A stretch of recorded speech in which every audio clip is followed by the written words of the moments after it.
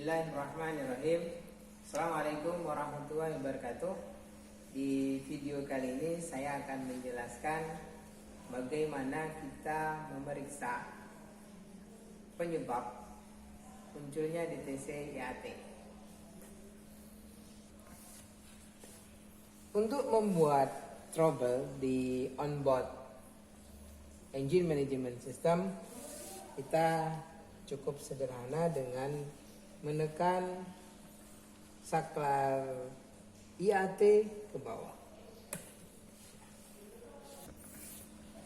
Untuk memeriksa DTC, kita menggunakan scan tool yang saya pakai G-Scan ya. Cukup, ini saya sudah set, kita pakai Daihatsu. Kemudian kita enter.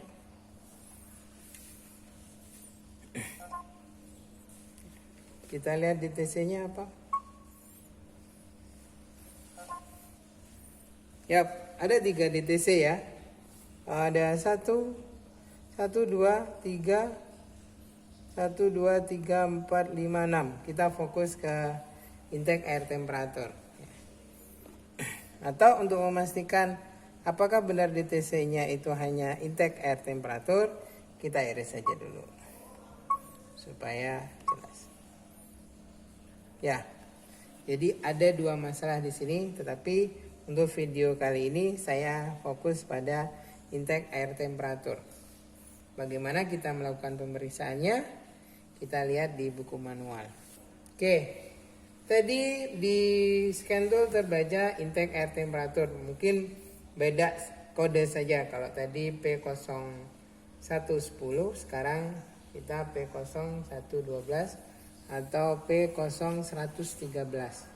Hanya ini biasanya muncul karena perbedaan penyebabnya saja, tetapi pada intinya nanti kita akan melakukan pemeriksaan sirkuit SCT atau SCT-nya juga ya. Apa sih sebenarnya yang menyebabkan SCT tadi? Ada 3 secara umum. Yang pertama adalah IAT sensor, bisa jadi wiring IAT sensor. Di wiring ini kita akan menggunakan 2 metode untuk memastikan apakah wiringnya itu normal atau tidak. Yang pertama adalah menggunakan tegangan, memeriksa tegangan. Yang kedua adalah pemeriksaan kontinuitas. Kalau SCM itu udah pasti kita tidak bisa lakukan pemeriksaan jika 2 faktor tadi sudah terpenuhi. Dua-duanya, salah satunya bermasalah, atau jika keduanya itu tidak bermasalah, maka pasti SCM-nya yang bermasalah. Jadi cukup sederhana.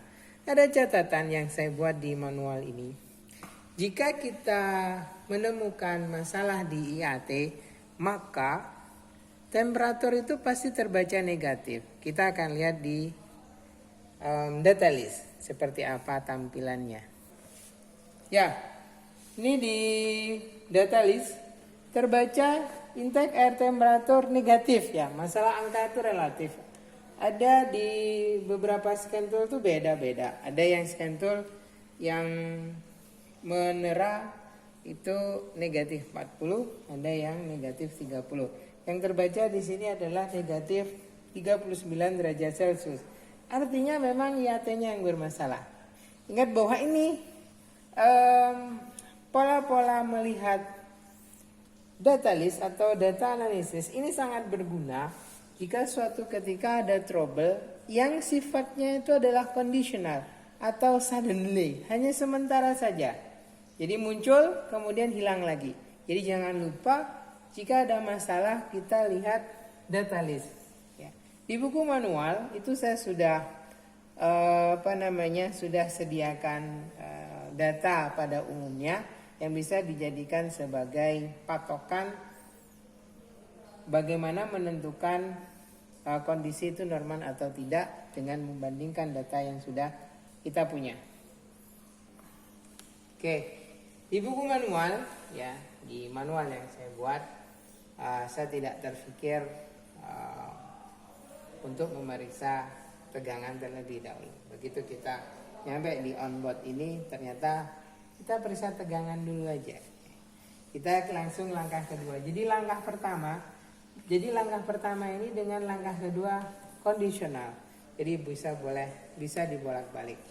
Selanjutnya untuk lebih mudahnya kita akan melakukan langkah kedua terlebih dahulu.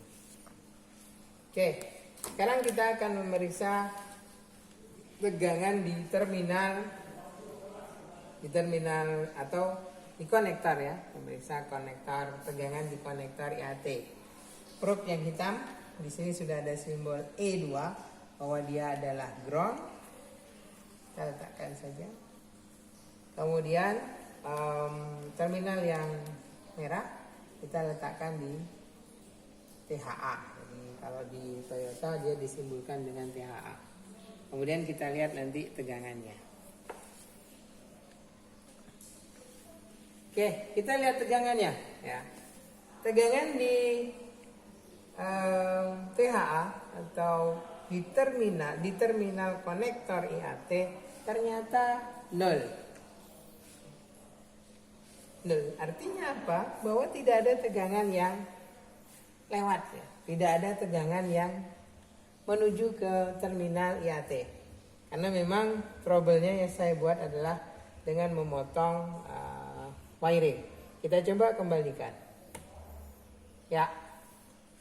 Begitu kita kembalikan saklar tadi, yang pertama saya off-kan, kita on-kan, ternyata tegangannya berubah menjadi 2,11. Artinya jika tegangannya normal, maka kumparan wiringnya itu normal. Cuma sekarang kalau kondisinya seperti mungkin masih mungkin ya, dengan cepat kita bisa menentukan. Sekarang kita pakai pola yang kedua, pola pemeriksaan wiring yang kedua, yaitu dengan memeriksa kontinuitas.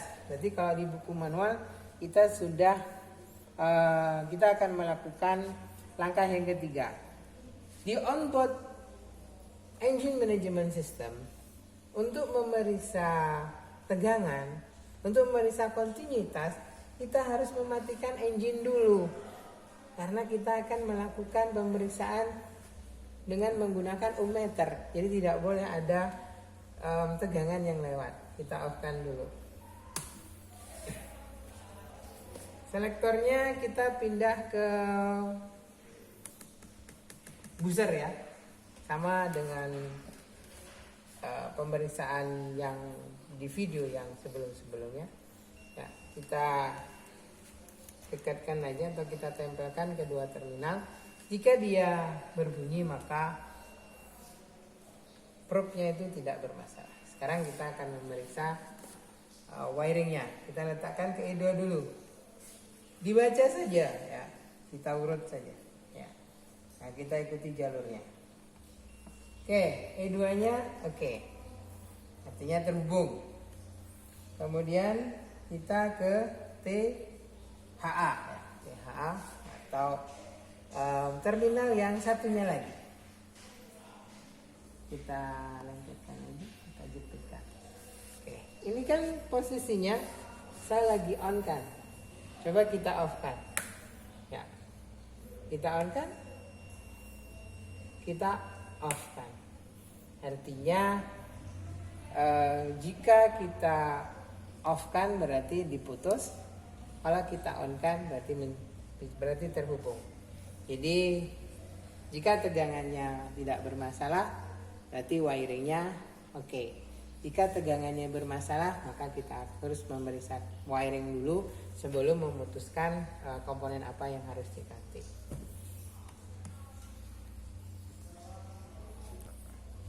Ya, tadi kita sudah melakukan 2 kali pemeriksaan.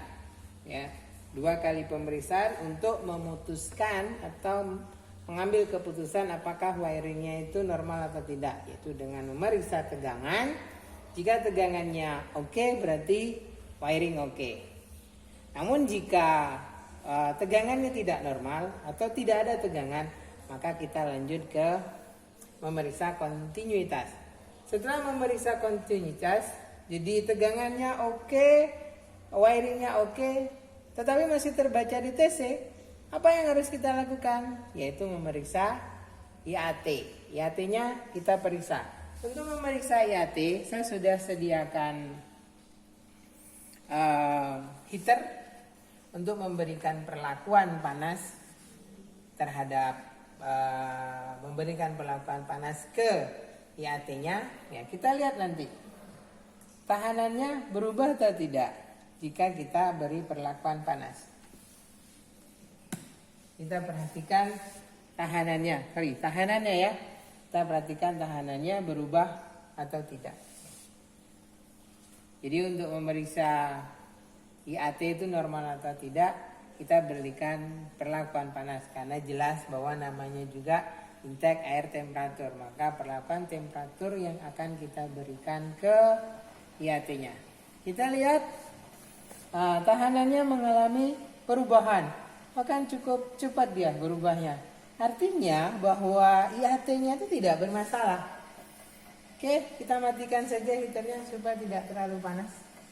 Yang penting kita sudah bisa memutuskan bahwa IAT-nya tidak bermasalah. Ya. Jika kedua pemeriksaan tadi kita sudah lakukan, IAT, kemudian wiring. Ya. Jika keduanya sudah tidak bermasalah, tetapi masih terbaca IAT bermasalah atau terbaca DTC IAT, maka yang harus kita lakukan adalah mengganti SCM. Itu prosesnya memang seperti itu. Jadi tidak bisa kita mengambil keputusan tanpa berdasarkan pemeriksaan. Informasi seperti tadi sangat berguna sekali jika sudah di bengkel. Oke, itu tadi pemeriksaan penyebab munculnya DTC IAT. Kalau kita simpulkan seperti yang saya sampaikan di awal, bahwa IAT itu muncul dikarenakan ada kerusakan pada IAT-nya, wiringnya, dan SCM. Untuk memeriksa IAT kita memberikan perlakuan panas. Terserah mau pakai apa saja, yang penting itu ada perubahan panas. Jika ada perubahan tegang tahanan, maka IAT-nya tidak bermasalah. Yang kedua, untuk memeriksa wiring kita pakai dua metode. Yang pertama adalah metode pemeriksaan tegangan. Jika tegangannya tidak bermasalah, maka wiringnya oke. Kemudian, jika tegangannya tidak normal, maka kita lakukan pemeriksaan kontinuitas. Di SCM onboard kita bisa melakukan simulasi memutus wiring, sehingga kita bisa melakukan pemeriksaan kontinuitas berdasarkan masalah yang sudah kita lakukan. Jika kedua penyebab tadi kondisinya normal, ternyata setelah diperiksa normal, maka kita ambil keputusan untuk mengganti SCM. Mungkin itu saja yang bisa saya sampaikan. Kalau ada komen, silahkan komen di bawah. Akhirul kalam, assalamualaikum warahmatullahi wabarakatuh.